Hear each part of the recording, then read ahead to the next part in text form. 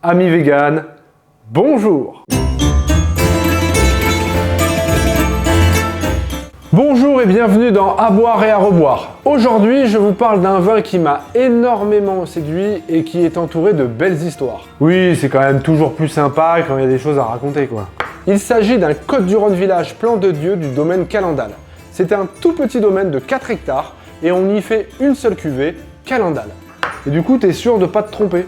Des histoires, ce vin, il en a quelques-unes. La première, celle d'une amitié. Les propriétaires du domaine ne sont rien de moins que Gilles Ferrand, du domaine des Escaravailles, à Rasteau, et Philippe Camby, un œnologue à la réputation internationale. Amoureux tous les deux de vieux grenache et de vieux mourvèdre, c'est en découvrant une parcelle avec ces deux cépages qu'ils décidèrent de se lancer dans cette aventure et de créer le domaine Calendal. Oh là là, oh là là.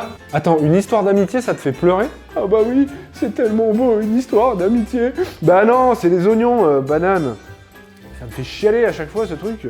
L'origine du nom Calendal vient d'un poème de Frédéric Mistral, grande figure provençale. C'est l'histoire d'un jeune pêcheur, Calendal, qui pour séduire la femme qu'il aime, entreprend des choses incroyables, dignes des travaux d'Hercule. Ah, c'est une autre époque, hein.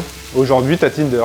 Autre symbole, autre histoire, le poisson. Lors des 3 premiers siècles du christianisme, les chrétiens ne possédaient pas d'édifices religieux et plus précisément d'églises. Cela était dû entre autres à la persécution qu'ils subissaient de la part des Romains. Les offices se tenaient alors dans des lieux existants et souvent dans des maisons. On dessinait alors des symboles sur le perron des portes en signe de reconnaissance. Et le poisson qui figure sur cette étiquette faisait partie de ces signes.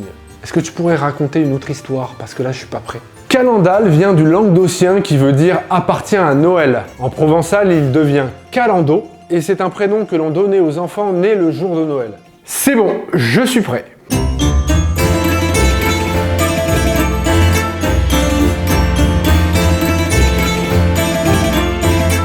Cette cuvée est un assemblage de vieilles vignes de Grenache et de Mourvèdre.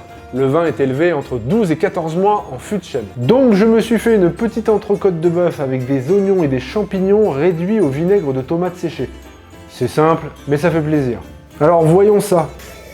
Ça c'est le sud, tu vois, c'est concentré, il y a du caractère avec des notes un peu cendrées de tabac, c'est très poivré et surtout ça sent un peu la truffe. Il y a du fruit rouge bien mûr, un peu de cerise, un peu de fraise et ça apporte un petit peu de gourmandise, tu vois. En bouche, c'est très épicé, c'est relevé, puissant, mais on a une matière qui est assez fine avec une bonne tenue. Il y a de la profondeur, les tanins sont bien intégrés, et en plus il laisse un petit grain tout fin là. Bon du coup on va te laisser, tu voulais rajouter quelque chose? C'est juste magnifique. C'est droit, complexe, tout est parfait, merci beaucoup. C'est ce genre de vin, moi, qui m'a fait aimer le vin. Donc vous l'aurez compris, c'est un excellent vin à boire et à reboire. Voilà, l'épisode touche à sa fin. Je vous dis à bientôt pour une autre cuvée et d'ici là, bonne dégustation.